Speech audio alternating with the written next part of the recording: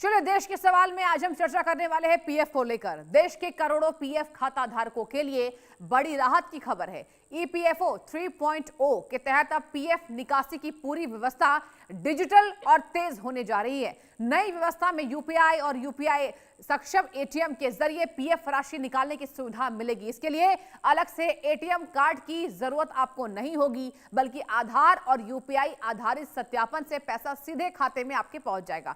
अब देखिए, दावा क्या है दर्शकों। दावा है ऑटो सेटलमेंट की सीमा बढ़ाकर 5 लाख रुपए की जा रही है और कई दावों का निपटारा 3 दिनों के भीतर ही हो सकेगा। सरकार का मकसद पीएफ व्यवस्था को बैंकिंग सिस्टम की तरह आसान, ट्रांसपेरेंट यानी कि पारदर्शी और तेज बनाना है, क्विक बनाना है। उम्मीद यह की जा रही है कि 15 जुलाई से एटीएम से पीएफ का पैसा निकाला जा सकेगा। और आज देश के सवाल में इसी बात पर हम चर्चा करने वाले हैं कि क्या यहां पर एटीएम जाओ और पीएफ निकाल लो, ये आम जनता के लिए कितना ज्यादा फायदेमंद है। और सरकार ने भले पारदर्शी बनाने के लिए नए व्यवस्था को लागू किया है, लेकिन हम चलिए जानते हैं कि ईपीएफओ 3.0 है क्या। आप मेरे साथ ग्राफिक्स में देखेंगे। ग्राफिक्स के जरिए आपको समझाने की मैं कोशिश करूंगी कि आखिर ये है क्या और इस नए नियम के तहत आखिर सरकार की मंशा क्या है। देखिए, पीएफ सिस्टम का डिजिटल अपग्रेड वर्जन है, जाहिर सी बात है। ईपीएफओ 3.0 पूरी प्रक्रिया होगी पेपरलेस, यानी कि सही बात है, एटीएम जाना है और पीएफ निकालना है, पेपरलेस ये प्रक्रिया है।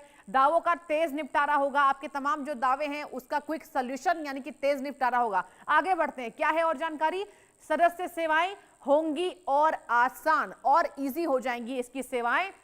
एंड द नेक्स्ट इज, आपको बता दें कि तकनीक के जरिए पारदर्शिता बढ़ेगी। जाहिर सी बात है, देखिए आप टेक्नोलॉजी हाई है और यही वजह है कि सरकार बार बार ये मुद्दा उठाती है कि हम ज्यादा पारदर्शी हो रहे हैं तकनीक की दुनिया में। करोड़ों कर्मचारियों को इसका लाभ मिलेगा दर्शकों, ईपीएफओ 3.0। और अब आपको बता दें, पीएफ सिस्टम का डिजिटल ये अपग्रेड वर्जन है, ये हमने आपको पूरी जानकारी दे दी। अब पारदर्शिता बढ़ेगी, करोड़ों कर्मचारियों को इससे लाभ मिलने वाला है। और तकनीक के जरिए देखिए सरकार क्या कह रही है। सरकार की मंशा ये है कि हायर टेक्नोलॉजीज की वजह से इसमें ट्रांसपेरेंसी बढ़ेगी और यही वजह है कि ये नया नियम अब जनता इसका सीधे और साफ तौर पर फायदा उठा सकेगी। जहां सदस्य सेवाएं और आपकी आसान होंगी और इसका नाम दिया गया है ईपीएफओ 3.0। और आपको बता दें तकनीक के जरिए पारदर्शिता इसमें बढ़ेगी। और देखिए, यहां पर जो आम जनता है वो कह रही है कि आखिर यूपीआई से कैसे निकलेगा। इस पर चलिए आपका बिंदु यहां पर हम आकर्षण करना चाहेंगे आपका ध्यान कि आखिर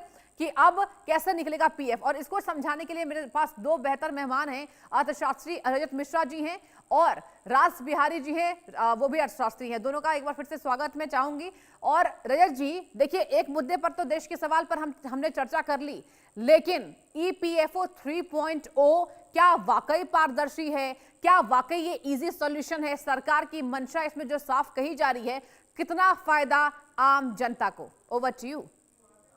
शशि जी, जो ईपीएफओ 3.0 है, एम्प्लॉइज प्रोविडेंट फंड ऑर्गेनाइजेशन का इन्होंने स्टार्ट किया है अभी। हाँ। ये एक तरह से एक नया रोल आउट है जहां पर नई सर्विसेज नए तरीके से ऑनलाइन तरीके से बताई जा रही हैं। अब इसमें कुछ फायदा तो डेफिनेटली आप क्लियर कट देख सकते हैं कि जो ओवरऑल टर्म्स है उनको थोड़ा सा सिंप्लीफाई किया गया है, केवाईसी को बेटर किया गया है। और उसके साथ साथ जो निकालने का प्रोसीजर होता है, पहले ये होता था कि आपको एक क्लेम करना पड़ता था प्रॉपरली, जो ऑनलाइन ही किया जाता था, लेकिन उस क्लेम में काफी टाइम लगता था और इसलिए प्रोविडेंट फंड से जब भी पैसा निकालने की बात होती थी, इसे एक डिफिकल्ट डिसीजन माना जाता था और इसमें टाइम ज्यादा लगता था, प्रोसेस ज्यादा होते थे। अब अगर जो रूल बनाया गया है उसके अंतर्गत ये हो रहा है कि अगर मान लीजिए आप एटीएम से निकासी करना चाहते हैं तो 75% तक जितना भी पीएफ में आपका पैसा है ओवरऑल, वो आप निकाल सकते हैं। ये एक बड़ा शिफ्ट है। उसी के साथ साथ पहले जो 1 लाख रुपए तक की कुछ लिमिट होती थी उसको बढ़ाकर अब कैप को 5 लाख रुपए तक का कर दिया गया बिल्कुल। है, हाँ। यानी बड़ा इंक्रीज है और एक बड़ा शिफ्ट है। तो अब इसमें क्या है, देखिए फायदा ये है कि केवाईसी आसान रिलेटिवली होगा और उसके बाद जो प्रोसेस है वो आसान हो जाएगा। लेकिन यहां जो इंटेंशन है, वो इंटेंशन के पीछे का फाउंडेशन थोड़ा गड़बड़ है। प्रॉब्लम ये है कि सरकार को इस बात का रियलाइजेशन हो रहा है कि लगातार जो पर्सनल लोन्स हैं, क्रेडिट कार्ड लोन्स हैं, गोल्ड लोन्स हैं, इनका नंबर बढ़ता जा रहा है। इनके परसेंटेज रेट बहुत हाई हैं। आरबीआई ने इन चीजों को बार बार कहा है। ये इस बात को सिग्निफाई करते हैं कि ओवरऑल लोगों के पास पैसा जो है वो कम हो रहा है, स्पेशली बढ़ती महंगाई के बीच में। बिल्कुल ऐसी ठीक। सिचुएशन में अगर लोग पर्सनल लोन लेना चाहते हैं या गोल्ड को गिरवी रखकर लोन ले रहे हैं या क्रेडिट कार्ड के बेसिस पर लोन ले रहे हैं, हाँ। तो उससे बेहतर है सरकार का यह सोचना कि भाई पीएफ से ही वो पैसा निकाल लें और वो आसानी से उसका इस्तेमाल कर लें। लेकिन पीएफ इमरजेंसी के सिनेरियो के लिए होता है, वो एक लॉन्ग टर्म सेविंग को ध्यान में रखते हुए बनाया जाता है। हम्म। अगर उसका पैसा अभी निकाला जाता है और इस्तेमाल किया जाता है, तो ये ओवरऑल जो ग्राउंड पर इकोनॉमी है उसकी एक प्रॉब्लम को इंडिकेट कर रहा है। और मेरे हिसाब से ये चीज आसान तो बनाएगी, लेकिन ओवरऑल इकोनॉमी को ज्यादा बूस्ट अभी नहीं देने वाली है, और लॉन्ग टर्म में हमें इसके थोड़े नेगेटिव इफेक्ट्स देखने को मिल सकते हैं। शशि ओर। ओके, राज बिहारी जी, देखिए आपसे भी मेरा यही सवाल होगा, जनता को कितना फायदा इससे? देखिए, जनता को तो कोई बहुत ज्यादा फायदा नहीं है। ये बात ठीक है कि उसको जरूरत है तो वो अपना पीएफ का पैसा निकाल सकता है। हाँ। लेकिन ये भी है, देखिए ये अब क्या है कि पहले अगर हम 15 साल पुरानी 20 साल पुरानी बात करेंगे और आज की हम बात करेंगे, ठीक है, पीएफ का पैसा निकालना अब ज्यादा आसान हो गया है।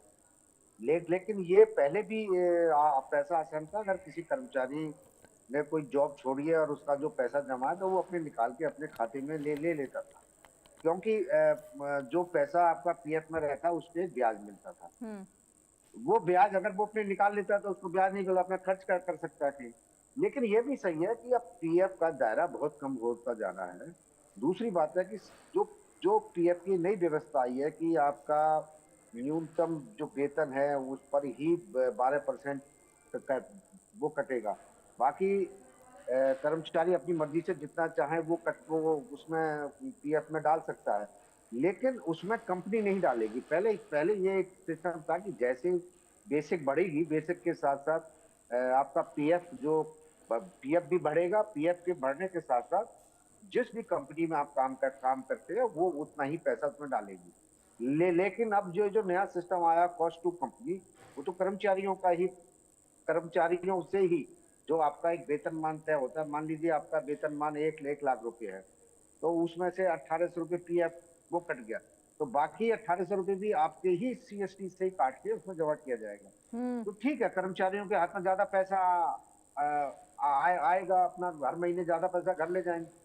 लेकिन बचत नहीं होगी उनकी, क्योंकि ये जो नियम बनाया था कि सरकार ने पहले कि पीएफ जब आदमी रिटायर हो तो उसके पास में आज आजीविका नहीं है तो वो बड़ी कम से अच्छी कम बात राज पीएफ बिहारी को जी आप कह पैसे रहे डाल थे। के देखिए उस बैंक में और मेरा सवाल भी डाल आपसे के ले यही सकता होता है। अभी, राज बिहारी जी बड़ी अच्छी बात आपने कही कि देखिए थोड़े बहुत जो पैसे बचते थे अब उसको भी आम जनता निकाल लेगी तो रहेगा क्या। और बहुत अच्छा पॉइंट आपने ये भी रेस किया कि पीएफ मिलने वाले सभी कर्मचारी नहीं है, भारत में इसका परसेंटेज बहुत कम है जिनका पीएफ मिलता है, जिन्हें पीएफ का पैसा जिनके अकाउंट में मिलता है। और आप सोचिए राज बिहारी जी, अगर बात की जाए तो क्या इससे दबाव नहीं बढ़ेगा? आपसे ही मेरा सवाल है।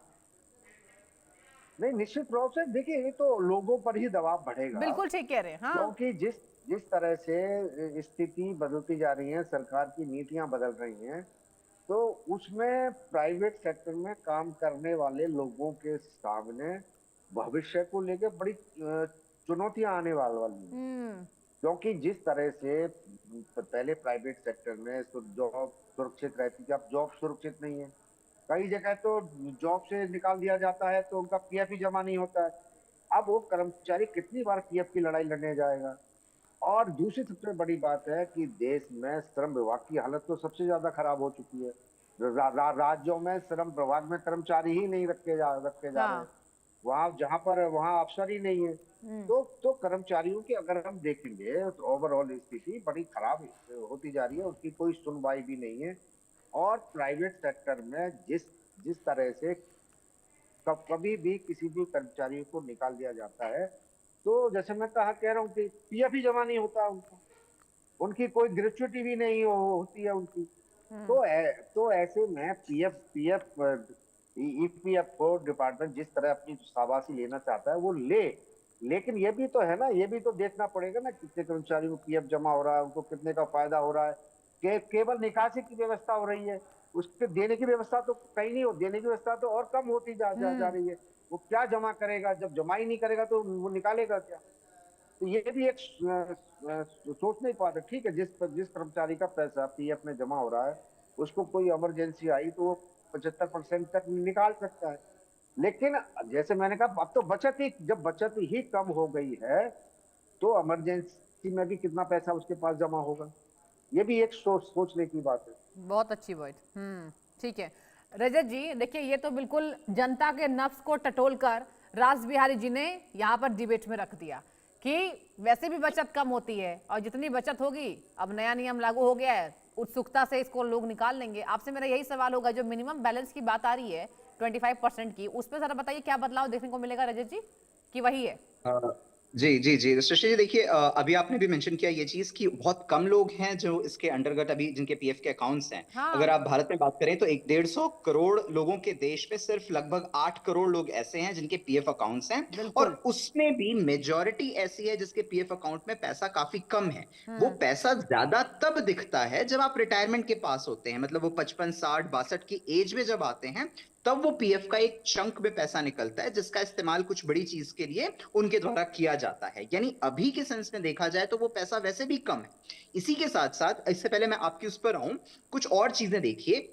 जो नई पेंशन, सॉरी, नई टैक्स की, इनकम टैक्स की जो पॉलिसी आई है, उसमें आपने सेविंग्स के जितने भी फायदे थे वो सारे के सारे हटा दिए। अब हाँ। आप इसे डिफॉल्ट बना चुके हैं, यानी आप ओवरऑल सिनेरियो में सेविंग को बढ़ावा नहीं दे रहे हैं। हम्म। ये एक प्रॉब्लम की बात है। और जब इमरजेंसी की सिचुएशन आती है, जो जैसे लेट्स से हमने 20 साल पहले या 15 साल पहले जब हमने फेस किया, 2008 के क्राइसिस में फेस की, उस ड्यूरेशन पे हमारी सेविंग्स ने, मतलब भारत की जो ओवरऑल सेविंग है, उसे उसने उसे बचाया था। अगर इसमें कमी आती है तो आगे आने वाली इमरजेंसी सिचुएशन में ओवरऑल भारत की इकोनॉमिक, मैक्रो इकोनॉमिक सेंस में भी, और इंडिविजुअल जो लोग हैं उनके पर्सनल इकोनॉमिक सिनेरियो में भी प्रॉब्लम आएगी। बहुत सही। इसलिए जो सेविंग पर फोकस है वो बहुत इंपॉर्टेंट है। जो हम्म। राजबिहारी जी भी कह रहे थे वो भी इंपॉर्टेंट फैक्टर इसीलिए आता है कि आपके पास सेविंग के ऑप्शंस भी कम होते जा रहे हैं। सरकार भी उस चीज को पर्टिकुलरली बढ़ावा नहीं दे रही है। सरकार साथ में अलाउ कर रही है कि आप ज्यादा से ज्यादा पैसा निकाल सके, क्योंकि ओवरऑल इनकम जो आपकी है वो कम होती जा रही है इन्फ्लेशन के कंपैरिजन में।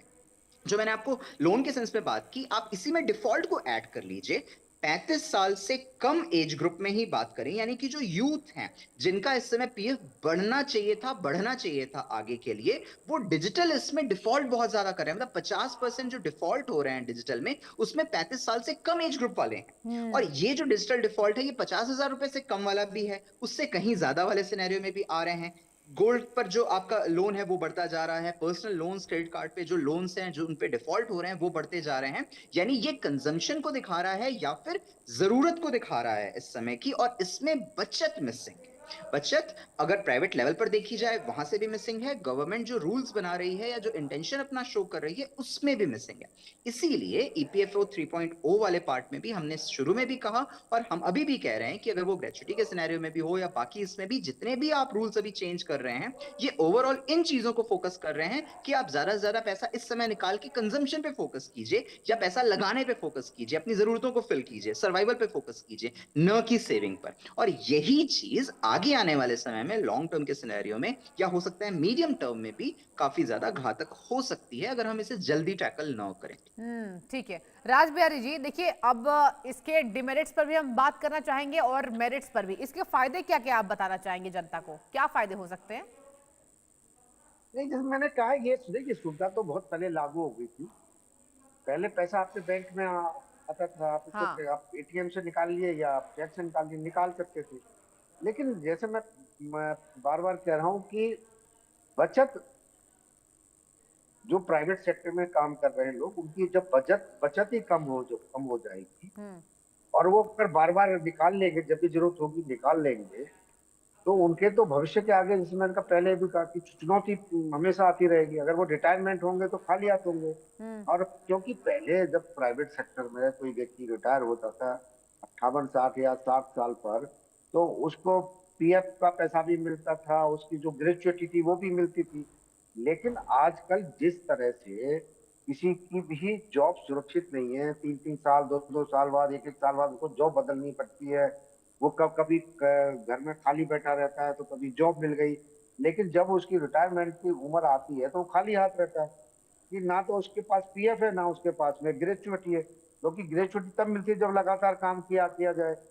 और और जो सरकार ने जो नई पॉलिसी लाई है श्रम श्रम क्षेत्र में, प्राइवेट सेक्टर के लिए, उसमें तो ग्रेच्युटी की व्यवस्था ही बहुत कम होती जा रही है। ठीक है, ये अभी की आप पैसा निकाल लीजिए, आप खर्च करिए, लेकिन बाद में क्या होगा, ये भी सोचने की बात है कि सारा पैसा अगर वो बार बार निकालता रहेगा, और जो सबसे बड़ी बात है कि पीएफ जो पहले ज्यादा कटता था वो अगर कम होता चला जाएगा, तो उसके साथ साथ जो पैसा एम्प्लॉयर जमा करता है उसकी भी बहुत कम होता जाएगा। और अगर वो सीएसटी पे काम कर रहा है तो उसका उससे भी अगर पैसा वो दोनों तरफ से काट के दे भी जाएंगे तो बचत तो कम होती चली जाएगी। हम्म। तो अगर अगर बचत कम होगी तो जरूरत पड़ने पर उतना ही निकाल पाएगा जितनी बचत होगी। पहले पहले ये था कि भाई आपको एक आपके बेसिक के हिसाब से पैसा चला चला जाता है, क्योंकि प्राइवेट सेक्टर में काम करने वाले लोगों के लिए पीएफ ही रिटायरमेंट के बाद उनके जीविका का साधन बनता था। बैंक में पैसा जमा कर दिया, उसकी ब्याज आ रही है, उससे वो अपना घर परिवार चलाया करते थे। हाँ, लेकिन अब तो ऐसी स्थिति नहीं रहेगी। ठीक है। रजत जी देखिए, एक और मेरा अहम सवाल आपसे होगा, ये जो आंशिक निकासी है ये कौन कौन से तमाम पहलुओं पर निर्भर करेगी? मतलब घर खरीदना, शिक्षा, विवाह, कौन कौन से वो तमाम मुद्दे हैं जिसको इससे साइड रखा गया है आंशिक निकासी के लिए? क्या बताना चाहेंगे?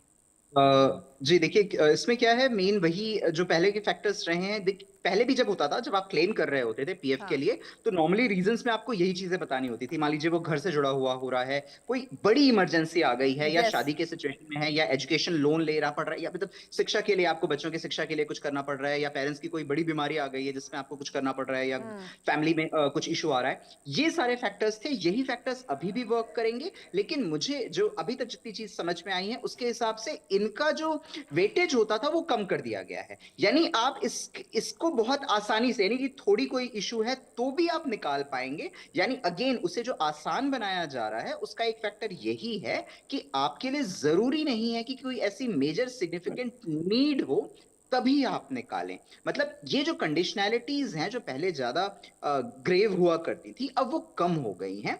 तो अगर यही चीज ट्रेंड कंटिन्यू रहता है तो हो सकता है कुछ समय बाद इन कंडीशनैलिटीज की भी आवश्यकता नहीं होगी। हम्म। आप नॉर्मली जैसे बैंक अकाउंट से पैसा निकाल सकते थे, वही पीएफ आपका अकाउंट बैंक अकाउंट बन जाएगा और वहां से आप कभी भी पैसा निकाल पाएंगे। तो ये जो पॉइंट हो रहा है ये उसी डायरेक्शन में जा रहा है। और अभी के सिचुएशन में वही चीजें हैं, शिक्षा है, स्वास्थ्य है, उससे जुड़ा हुआ मुद्दा है, घर है, कोई और चीज आपको लेनी है बड़ा, उसके लिए खर्चा है। लेकिन ये जो कंडीशनैलिटीज हैं, जो नीड है, वो कम होती जा रही है। जी। बिल्कुल, क्योंकि देखिए यहाँ पर प्लॉट खरीदना, नया घर बनवाना, होम लोन की रिपेयरमेंट, मकान बनाने के लिए, सुधार के लिए पैसा, बीमारी, शिक्षा, सब कुछ तो इंक्लूडेड है ही। तो जो एक्सक्लूड किया गया है उस पर भी हमारी चर्चा होनी चाहिए। राज बिहारी जी देखिए, एक और अहम अहम मेरा ये सवाल होगा, देखिए आम जनता ये पूछ रही है कि जो 25% का यहाँ पर जो बात इस पे रखी गई है, जो परसेंटेज दिया गया है, या ये क्या एम्प्लॉयर पर निर्भर करेगा या फिर कर्मचारी के पैसे पर निर्भर करेगा? क्या बताना चाहेंगे इस पर? नहीं, ये तो कर्मचारियों के ही बचत पर निर्भर करेगा। पहले कई कैटेगरी थी, अब 3-4 कैटेगरी कर हाँ। दी, लचीलापन दे दिया है कि आप जब चाहे पैसा निकाल सकते हैं। पहले था घर खरीदना है तो आप एप्लीकेशन दीजिए, फिर आपकी एप्लीकेशन मंजूर होगी, पैसा आपके खाते में आएगा। या घर में कोई बीमार है, घर में किसी की शादी होनी है, बच्चे की पढ़ाई के लिए, तब पैसा निकाल सकता था। अब तो पैसा, जैसे रजत जी कह रहे हैं, अब तो पैसा आपके जैसे बैंक अकाउंट में पैसा पड़ा उसी तरह पड़ा रहेगा। आप बैंक जाइए, निकाल लीजिए, कोई कारण बताने की जरूरत ही नहीं आप। हम्म। तो ये तो अगर देखेंगे तो लॉन्ग टर्म में तो ये कर्मचारियों के ठीक है, वो उनको लगता है कि आज हमें पैसे की जरूरत है, आगे क्या होगा। अगर आज पैसे की जरूरत है, जैसे मैंने पहले कहा कि पीएफ के माध्यम से बचत भी कम हो रही है, और बार बार जब निकालने की सुविधा है तो उसको आखिर में कुछ नहीं मिलेगा, खाली हाथ रहेगा। तो ऐसे में वो अपना परिवार कैसे चलाएगा, ऐसा अपने खर्चा कैसे चलाएगा, ये देखने की बात। हम्म। तो यानी कि कुल मिलाकर रजत जी अगर बात की जाए तो देखिए, डिमेरिट्स पर भी हमने चर्चा कर ली और इसके क्या फायदे हैं उस पर भी चर्चा कर ली। लेकिन अगर बात की जाए तो वो आसान स्टेप्स कौन से होंगे जिस पर आम जनता अमल करे? क्या बताना चाहेंगे? देखिए, स्टेप्स के सेंस में एक एक चीज और जो है ना इससे जुड़ी हुई, वो इनइक्वालिटी वाली बात है। हाँ। इसलिए जो आप स्टेप्स की बात कर रही हैं ना, ये अलग अलग राज्यों के हिसाब से वहां के जो लोग हैं, वहां के कर्मचारी हैं, उनको अलग अलग तरह से लेने पड़ेंगे। जैसे आप अगर सिर्फ पीएफ के अकाउंट्स ही टोटल देखिए, उसमें लगभग 58 से 60% जो पीएफ अकाउंट्स है वो सिर्फ 5 स्टेट्स में है। अब सोचिए, गुजरात, महाराष्ट्र, कर्नाटक, कर्नाटक, तमिलनाडु और हरियाणा, इन्हीं 5 स्टेट्स में लगभग 60% अकाउंट है। मतलब बाकी जो पूरा देश है उसके राज्य हैं वहां पर पीएफ अकाउंट्स पहले से कम है। तो जो स्टेप्स लेने की बात होगी वहां पर ये इंश्योर करना सबसे पहला होगा कि वहां पर जो एम्प्लॉयर्स हैं, वहां पर जो कंपनियां हैं, वो पहले पीएफ अकाउंट्स बनाएं वहां के लोगों की, बिकॉज पॉपुलेशन, उत्तर प्रदेश की पॉपुलेशन सबसे ज्यादा है और वो इसमें सबसे पीछे आ रहा है। तो इस स्थिति में सबसे पहला स्टेप ये होगा कि आप अपने एम्प्लॉयर्स को एनफोर्स करें, मजबूर करें कि वो एटलीस्ट पीएफ के अकाउंट्स बनाएं। पहली बात, एम्प्लॉयर्स के उसके साथ साथ एम्प्लॉयज अगर ग्रेच्युटी के लिए लॉन्ग टर्म रहना चाहते हैं, 1 साल 2 साल या उससे ज्यादा के सेंस में, जो प्रॉफिट है उसको उनको दिया जाए, इस चीज को इंश्योर करने की आवश्यकता होगी। और एक और महत्वपूर्ण बात होगी, जो एम्प्लॉयज हैं वो उनका अवेयरनेस जनरेशन बहुत इंपॉर्टेंट है, बिल्कुल। बिकॉज जो एक अभी भी मेजॉरिटी है उनको इसके बारे में नहीं पता है। राइट। वो पीएफ नहीं अवेल करते हैं, सिर्फ 8 करोड़ करते हैं। मतलब आप सोचिए कि बहुत कम नंबर है, जो काम करने वाले हैं उनमें ही 12-15% लोग सिर्फ अवेल कर रहे हैं। तो एक अवेयरनेस जनरेशन बहुत इंपॉर्टेंट है पीएफ को लेकर, ग्रेच्युटी को लेकर। आपको अपने सारे के सारे जितने राइट्स हैं वो पता होने चाहिए, और उसी के हिसाब से पीएफ में आप एक लिमिट तक की निकालिए, और बहुत ज्यादा इमरजेंसी के सेंस में निकालिए, बिकॉज अगर अभी आपको जरूरत है पैसों की, तो ये मान के चलिए कि 2 साल बाद, 5 साल बाद फिर से पड़ेगी, और उस समय जब जरूरत पड़ेगी और अभी आपका जो मेन अकाउंट है अगर वो खत्म हो जाएगा, तो शायद आपके पास वो फाउंडेशन ना बचे जिसके बेसिस पर आप खड़े हो सकते थे।